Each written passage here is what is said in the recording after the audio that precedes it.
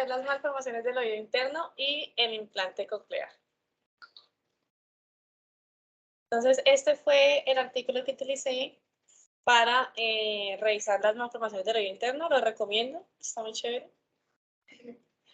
Entonces, como introducción, la hipoacusia neurosensorial congénita pues, va a resultar de anormalidades en el oído interno, en el nervio vesiculococlear o en los centros procesadores del cerebro.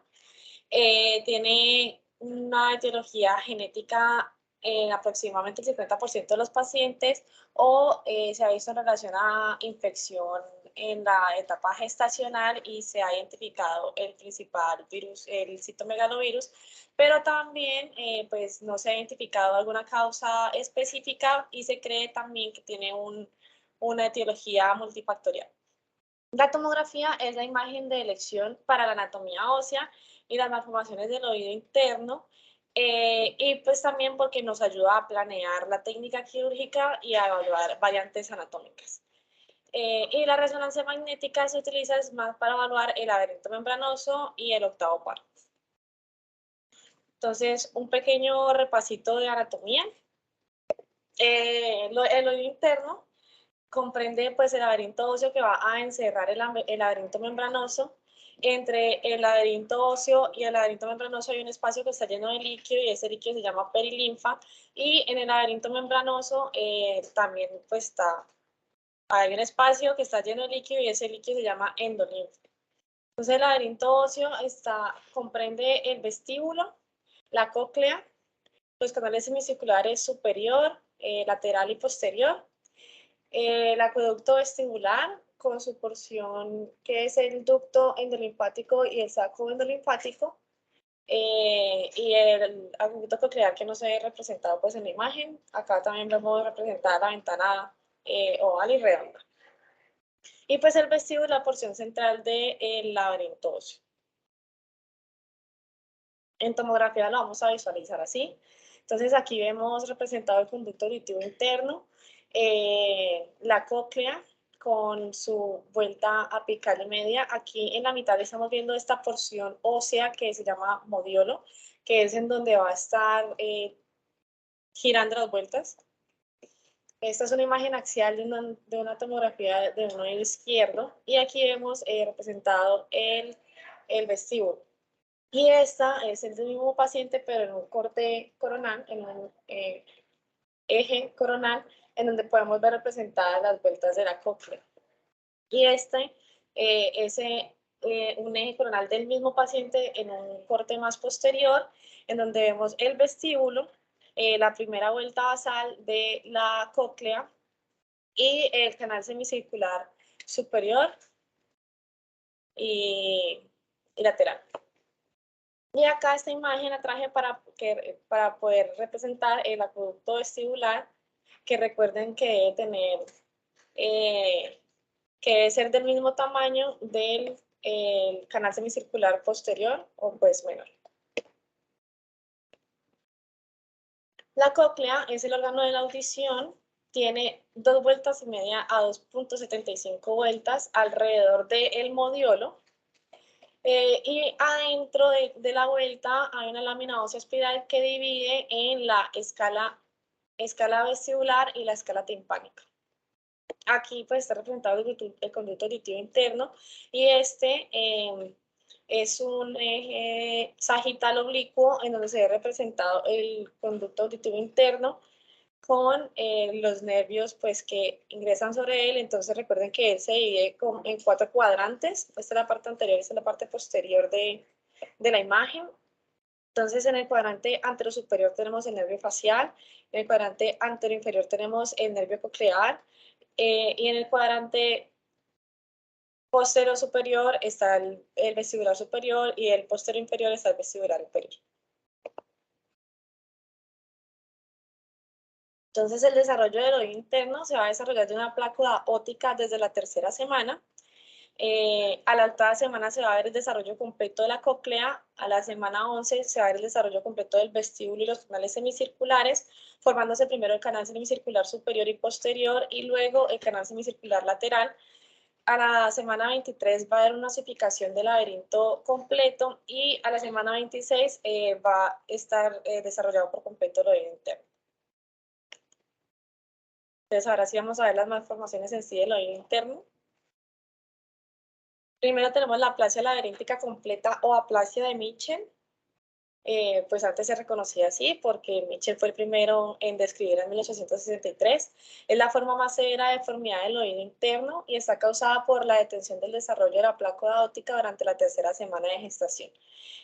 Es muy rara, es el 1% de las malformaciones del oído interno y pues va a haber una ausencia completa de las estructuras del oído interno y va a estar asociada con otras malformaciones como la hipoplasia pues, de la porción petrosa del hueso temporal, la ausencia de la ventana redonda y oval, aplanamiento de la pared medial del oído medio y también está asociada a anomalías de la base de cráneo o vasculares como la plativacia, un recorrido anormal del seno transverso de las venas yugulares y pues anomalías en la unión craniocervical.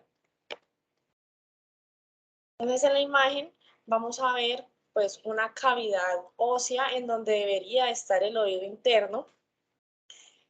También se puede ver el hueso es completamente esclerótico pues, y no vamos a poder identificar ninguna estructura. Vemos también estenosis del conducto auditivo interno y además el hueso, la porción temporal, por la porción petrosa del hueso temporal está hipoplásica. Y además, aquí en esta resonancia vemos el conducto auditivo interno que está estenótico, en donde solamente vamos a ver un nervio, que es el nervio facial, y vamos a tener ausencia del nervio vestíbulo-coclear. La segunda patología es la aplasia coclear, que es la ausencia completa de la cóclea. Está causada por la detención del desarrollo del oído interno en la última parte de la tercera semana y algunos autores dicen que hasta la semana 5. Es rara, es el 3% de las malformaciones del oído interno. Y pues lo que vamos a ver es que no vamos a tener cóclea y el vestíbulo y los canales semicirculares normalmente están deformados como dilatados, pero a veces pueden estar normales. Y el hueso óptico, en donde debería estar la cóclea, se va a ver denso. Entonces, por eso la mejor imagen para visualizar esta patología pues es la tomografía. En la tomografía, entonces, vamos a ver una ausencia de la cóclea y donde debería estar la cóclea, pues se va a ver el hueso denso. Esta dilatación o como abultamiento del vestíbulo y la dilatación, en este caso, del canal semicircular posterior. Hay un diagnóstico diferencial que es la laberintitis osificante. La laberintitis, pues hay una formación adecuada del oído interno, pero después pues se osifica. Y entonces para hacer el diagnóstico diferencial es que en esta patología la pared medial del oído medio va a estar aplanada, mientras que aquí el promontorio coclear pues se va a ver normal por la vuelta basal de la cóclea que está osificada. La otra patología es la cavidad común, que es la ausencia de la diferenciación normal entre la cóclea y el vestíbulo. Está causado por la detención del desarrollo del oído interno en la cuarta semana. Es el 25% de las malformaciones del oído interno y se va a visualizar como una cavidad quística por la confluencia de la cóclea y el vestíbulo sin ninguna arquitectura interna. Generalmente es más ancho que alto. El diámetro promedio de ancho es de 10 milímetros y de alto es de 7 milímetros.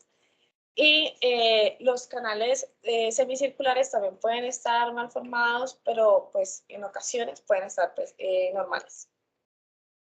Entonces en la tomografía lo vamos a ver así, como una cavidad quística, donde no vamos a ver como ninguna forma y vemos esta dilatación del canal semicircular posterior. En la resonancia pues está demostrando que es una cavidad en donde se está ocupado por un material de intensidad de señal de líquido. Vamos a tener también conducto auditivo interno dilatado. Y como vemos aquí, vemos solamente el nervio facial, los nervios vestibulares y no tenemos, no se visualiza el nervio coclear.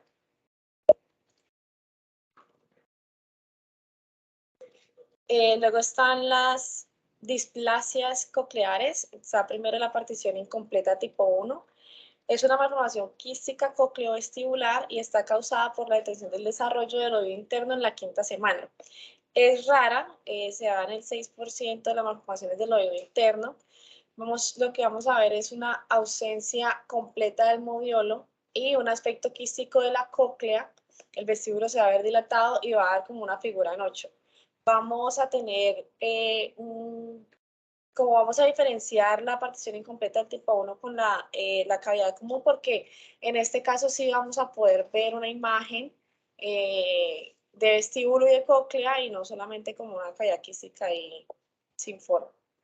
Y también vamos a tener dilatación del conducto auditivo interno. Entonces, esta es la imagen donde podemos ver la cavidad quística de la cóclea y el vestíbulo, como una apariencia como en 8.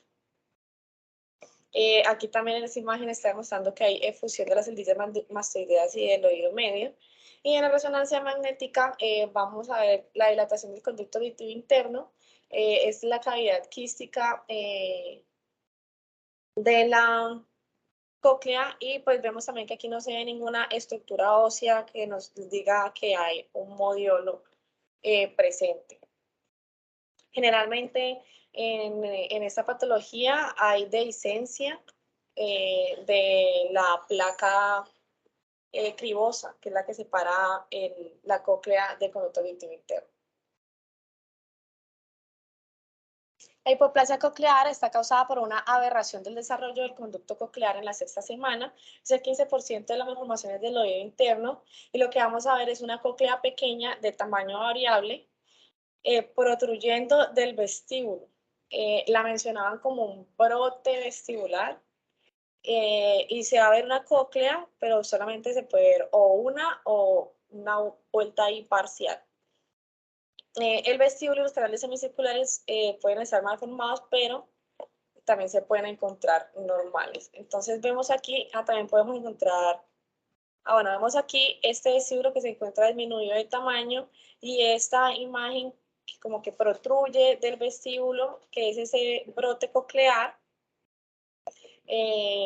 Vemos estenosis del conducto auditivo interno y esta es una imagen de otro paciente en donde solamente se encuentra la vuelta basal de la cóclea y el resto de hueso pues se encuentra densificado.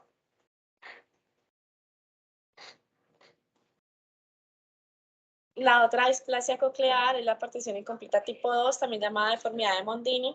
Está causada por la detención del desarrollo del oído interno en la séptima semana. Es la malformación coclear más común y se da hasta en el 50% de los pacientes que tienen malformación en el oído interno. Y consiste en que la cóclea va a presentar una vuelta y media con ausencia de la lámina ósea espiral. Entonces vamos a tener una vuelta basal normal y la media y la apical van a coalescer y van a formar un aspecto quístico y el modiolo va a estar presente solamente en la vuelta basal y en la media y la apical pues no va a estar presente, entonces solamente se ve como una cavidad quística en el ápex. Está asociada con dilatación del ducto endolinfático y del acueducto vestibular y hay una tríada característica que es que vamos a ver la cóclea con una vuelta basal normal y un apex quístico, la dilatación del acueducto vestibular y el ducto endolinfático y canales semicirculares normales. Entonces aquí vemos pues es el apex quístico que mencionan que es la coalescencia de la vuelta media y del apex. Vemos que ahí no hay ninguna porción ósea que nos diga que hay un modiolo, también hay dilatación del vestíbulo, hay dilatación del acueducto vestibular y este es el mismo paciente en un corte más inferior en donde vemos la vuelta basal normal. Bueno, en esta imagen podemos comparar el acueducto vestibular con el canal semicircular posterior en donde se ve pues aumentado de tamaño. Tenemos las malformaciones del vestíbulo y los canales semicirculares. Está escrita la displasia vestibular y el canal semicircular lateral, porque recuerden que el canal semicircular lateral es el último que se forma. Y entonces vamos a ver un vestíbulo dilatado y una forma de una luz común con el canal semicircular lateral que está representada en esta imagen. Entonces aquí vemos el vestíbulo. Esta es la dilatación del canal semicircular lateral y se ve como una sola luz. Y acá está demostrando el canal semicircular superior que está bien formado para que lo podamos comparar como en amplitud. También se va a ver aplasia de los canales semicirculares, que es menos común con una cóclea normal o deformada. Entonces vamos a encontrar una cóclea normal con una cavidad quística donde deberían estar los canales semicirculares.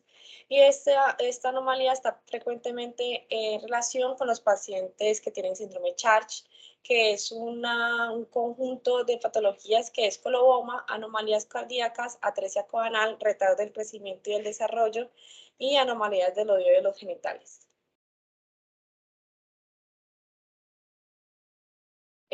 También podemos encontrar dilatación del acueducto vestibular. Este es el hallazgo más frecuente por imagen en los pacientes con hipoacusia neurosensorial de inicio temprano.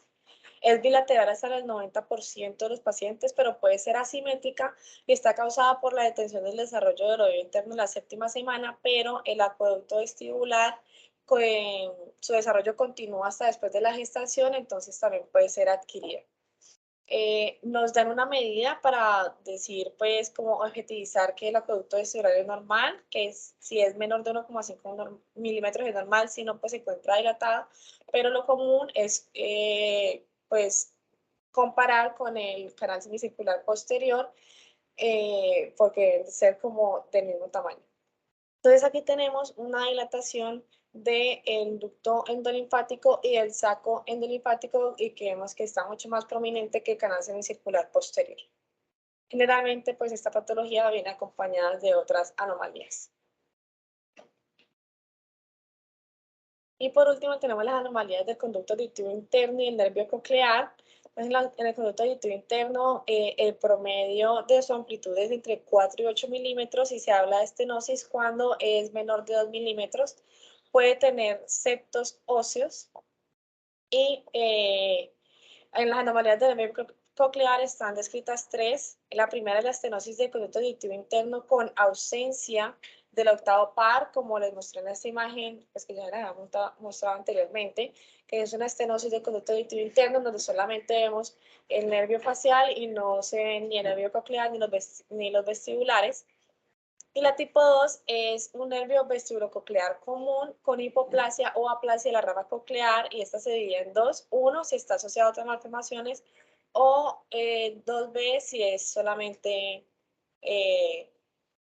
pues un nervio vestibulococlear común, sin otras malformaciones.